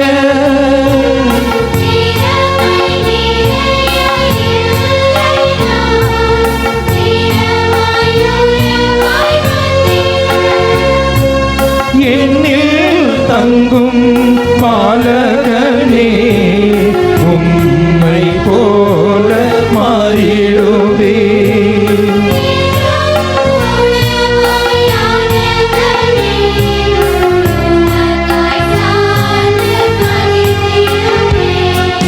சின்ன சின்ன அப்பமே செல்ல இயேசு குருவிலே வாங்க வாங்கி உண்ணலாம் அன்பு தெய்வம் உயிரிலே.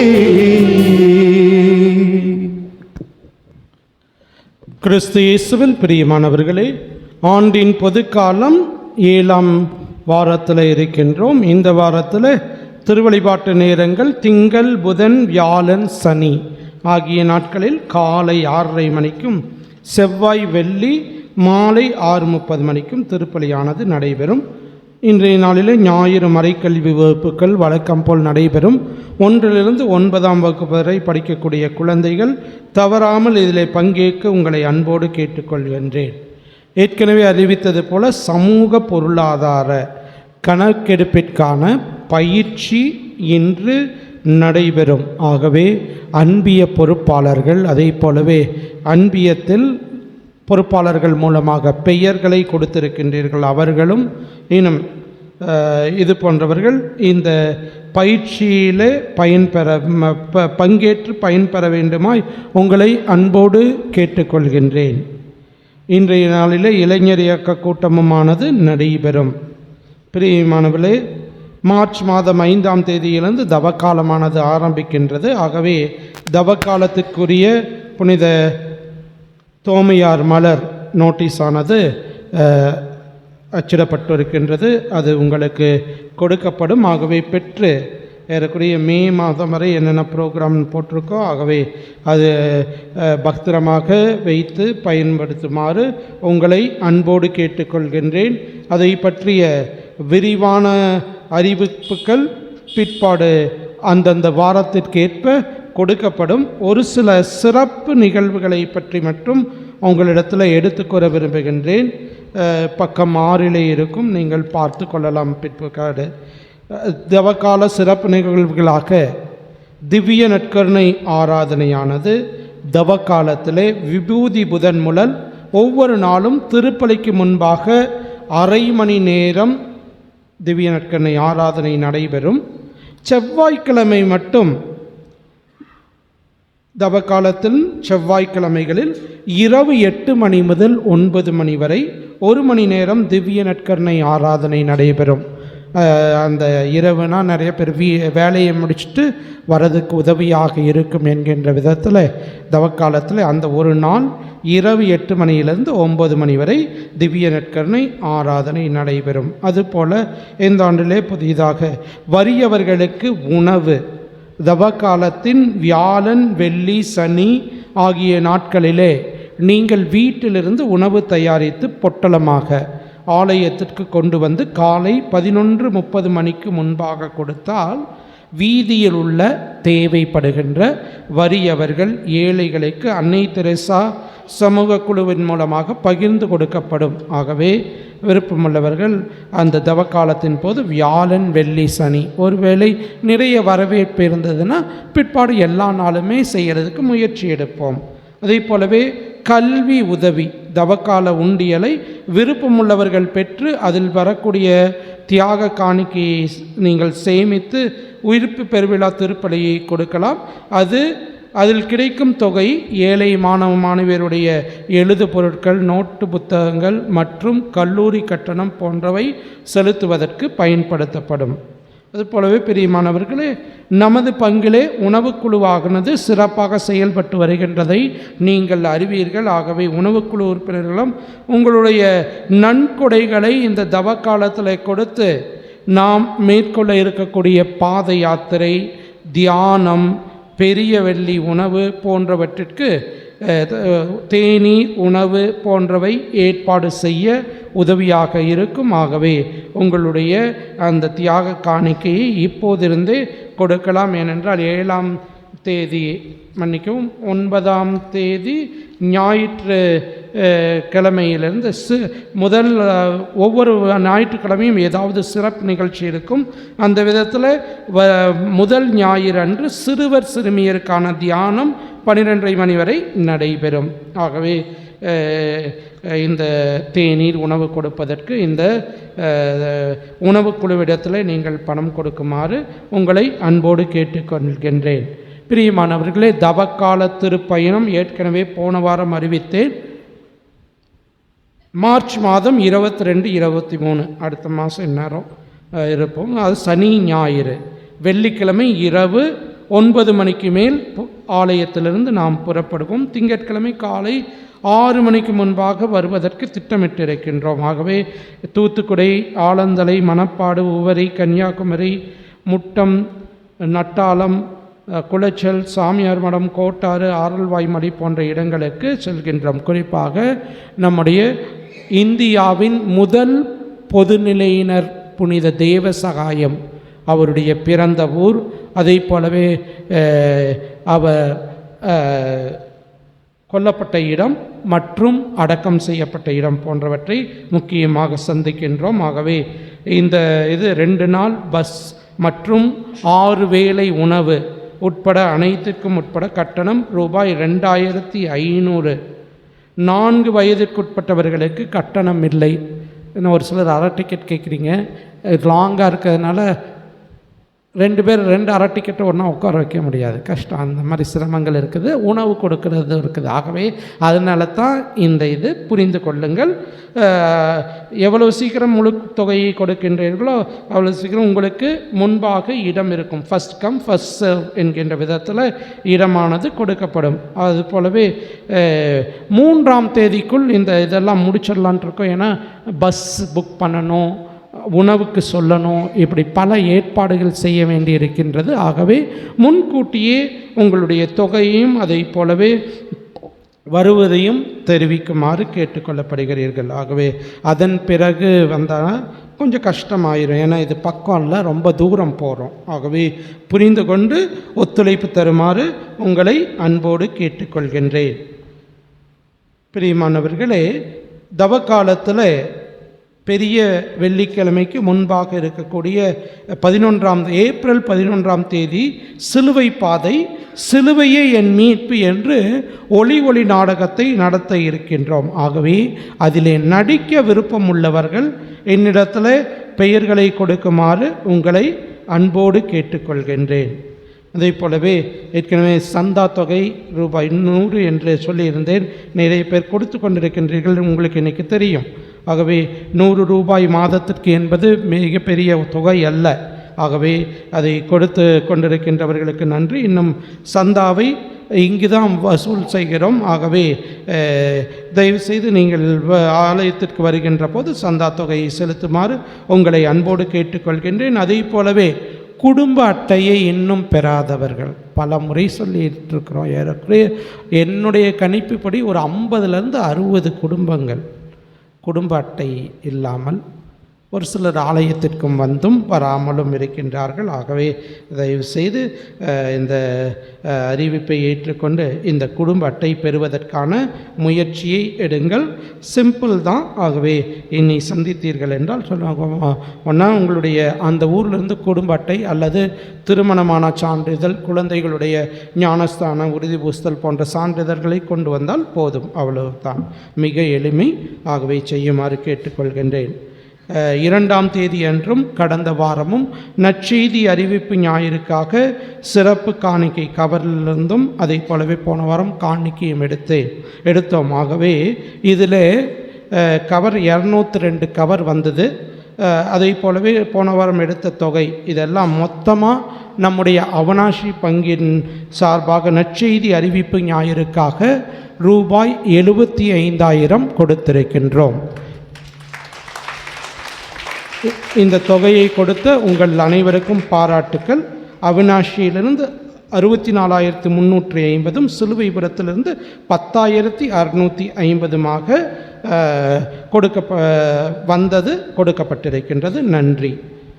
இன்றைய நாளில் திருப்பலியை வனத்து சின்னப்பர் அன்பியத்தினர் சிறப்பித்தார்கள். குட்டீஸ் ரொம்ப அழகாக படித்தாங்க. ஆகவே சிறப்பான விதத்தில் வனத்து சின்னப்பர் அன்பியத்தை வழிநடத்துகின்ற அருட்சகோதரிகள், அதை போலவே பொறுப்பாளர்கள் பங்கேற்ற உங்களுக்கு நல்ல ஜோராக கைத்தட்டலாம்.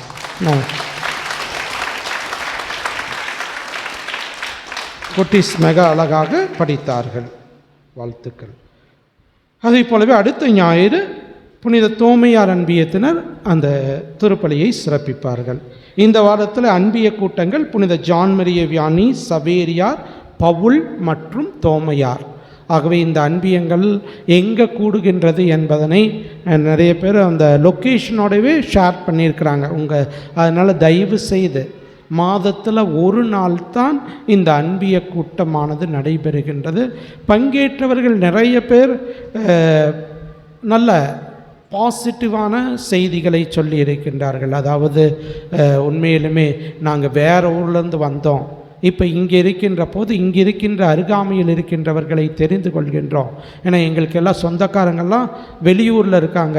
ஏதாவது ஒன்றுனா இதுக்கு இந்த அன்பியத்தில் இருக்கின்றவங்க தான் உதவியாக இருக்கிறாங்கங்கிறத தெரிஞ்சுக்கிட்டோம், அறிமுகமாகிட்டோம்ட்டு நிறைய பேர் சொல்லி இருக்கின்றார்கள். ஆகவே இந்த அன்பிய கூட்டங்களில் தவறாது பங்கேற்குமாறு உங்களை அன்போடு கேட்டுக்கொள்கின்றேன். அதே போலவே பழைய குருத்தோலைகளை அந்த ஆலயத்திற்கு முன்பாகவோ இல்லைன்னா ஸ்டேஜுக்கு முன்பாகவோ அட்டைப்பெட்டி வச்சுருக்கிறோம், அதில் போடுங்க. அதை வைத்து தான் நம்முடைய விபூதி புதனுக்குரிய அந்த விபூதிகளை தயாரிப்பதற்கு பயன்படுத்தப்படும். ஆகவே போன ஆண்டு நீங்கள் வீட்டில் வைத்திருக்கக்கூடிய அந்த பழைய குருத்தோலைகளை வரக்கூடிய ஞாயிற்றுக்கிழமை 2ஆம் தேதி மாலைக்குள்ளாக கொண்டு வந்து போடும்படி அன்போடு கேட்டுக்கொள்ளப்படுகிறீர்கள். பிரியமானவர்கள், ஜெரால்ட் சீலா அந்தோனியார் அன்பியத்தை சேர்ந்தவர்கள் இறைவனுக்கு நன்றியாக ரூபாய் 1000 கொடுத்திருக்கின்றார்கள். அதே போலவே இந்த வாரம் ஞாயிற்றுக்கிழமை ஞாயிறு மறைக்கல்வி குழந்தைகளுக்கான ஸ்நாக்ஸ் வாங்குவதற்கு உதவி இருக்கின்றவர்கள் அந்தோனி, பிரேம், சரண்யா, இஞ்ஞாசியார் அன்பியம் மற்றும் வினோத், தெரேசா, வனத்து சின்னப்பர் அன்பியம். இந்த 3 குடும்பத்திற்கும் சிறப்பான விதத்தில் நம்முடைய நன்றிகளை தெரிவித்துக் கொள்வோம். திருமண அறிவிப்பு.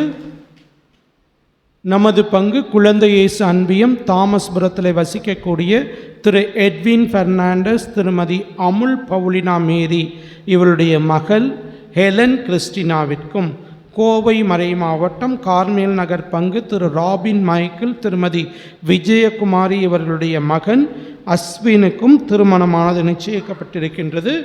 இது 3ஆம் அறிவிப்பு, இறுதி அறிவிப்பு. ஆகவே திருமண பந்தத்தால் இணைக்கப்பட இருக்கக்கூடிய இந்த மணமக்களுக்காக சிறப்பாக ஜெபிப்போம். திருமணங்களிலே ஏதாவது தடைகள் இருந்தால் பங்கு தந்தையினிடத்தில் அறிவிக்க வேண்டியது உங்களுடைய கடமையாகும். இந்த மாதத்தில் பிறந்த நாளை கொண்டாடியவர்கள் முன்பாக வாருங்கள். அவர்களுக்கு இப்போது சிறப்பு பரிசு கொடுக்கப்படும். பர்த்டே கொண்டாடியவங்க.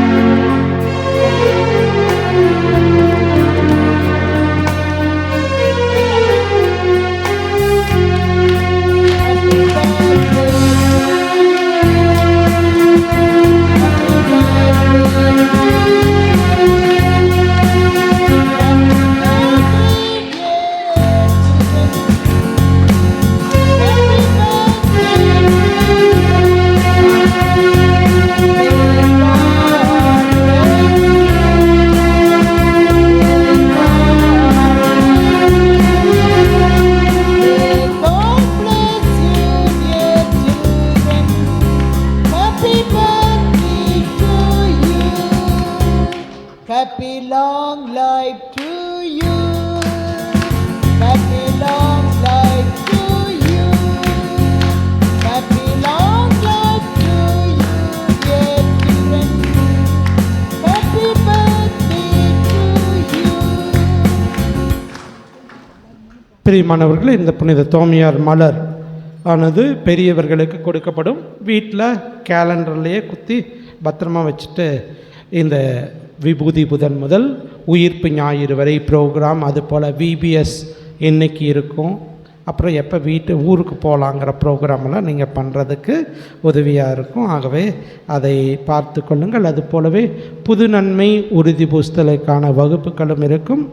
ஆகவே இந்த சண்டே கேட்டகிசம் டைமில் உங்களுடைய பெயர்களை இந்த வாரம் அடுத்த வாரம் அப்புறம் 9ஆம் தேதிக்குள்ளாக கொடுக்கவும். எத்தனை பேர்னு பார்த்து தான் உறுதி பூசுதல் கொடுப்பதற்கு முடிவு செய்யப்படும். ஆகவே இந்த வாய்ப்பை பயன்படுத்தி முன்கூட்டியே சொல்லுமாறு உங்களை அன்போடு கேட்டுக்கொள்கின்றேன். நன்றி கூறி மன்றாடுவோமாக்கு. எல்லாம் வல்ல இறைவா, இம்மறை நிகழ்வின் வழியாக கிறிஸ்துவனுடைய மீட்பின் பிணையை நாங்கள் பெற்றுக்கொண்டுள்ளோம். இதன் பயனாக நாங்கள் அவருடைய மீட்பின் பயனை தூய்த்துற அருள் புரிவீராக்கு. எங்கள் ஆண்டவர் கிறிஸ்து வழியாக உம்மை மன்றாடுகின்றோம்.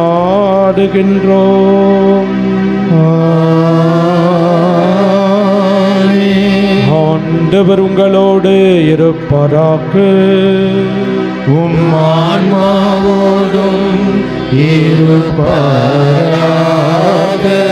என்றும் வாழும் எல்லாம் அல்ல இறைவன் தந்தை மகன் தூயாவியா உங்கள் அனைவரையும் ஆசீர்வதிப்பாராக.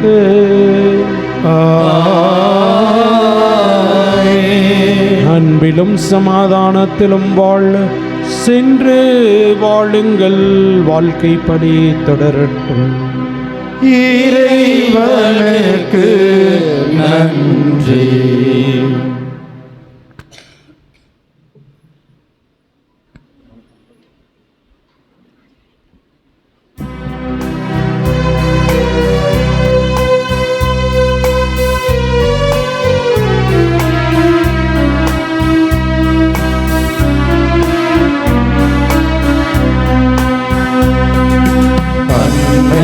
கரம் குவிப்போம், அவள் அன்பை பார்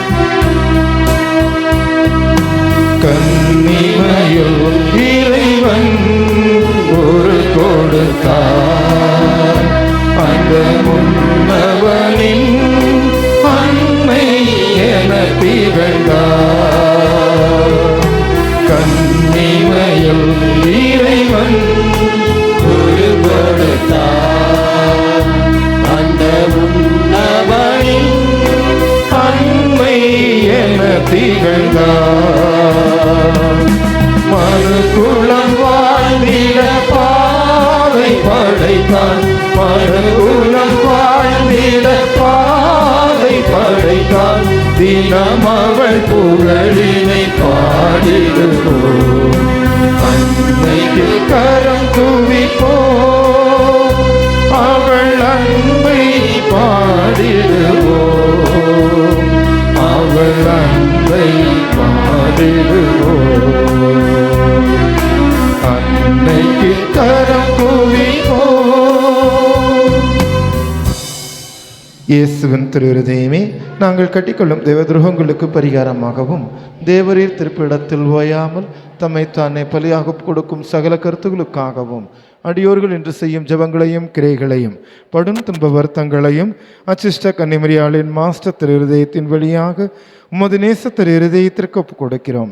இந்த மாதத்திற்கும் நாளுக்கும் சபையாருக்கும் குறிக்கப்பட்ட சகல கருத்துகளுக்காகவும் குறிப்பாக பாப்பரசரின் கருத்துக்கள் நிறைவேறவும் உமக்கு ஒப்புக் கொடுக்கிறோம். ஆமேன். இயேசுவின் மதுரமான திருஹிருதயமே, மரியாளின் மாஸ்டர் திருஹிருதயமே, புனித சூசையப்பரே, புனித தோமையாரே, நிலையான புகழுக்குரிய தூய்மை மிகு நற்கருணைக்கு எல்லா காலமும் ஆராதனையும் புகழும் மாட்சியும் உண்டாக கடவுது. தந்தை மகன் தூயாவியாரின் பெயராலே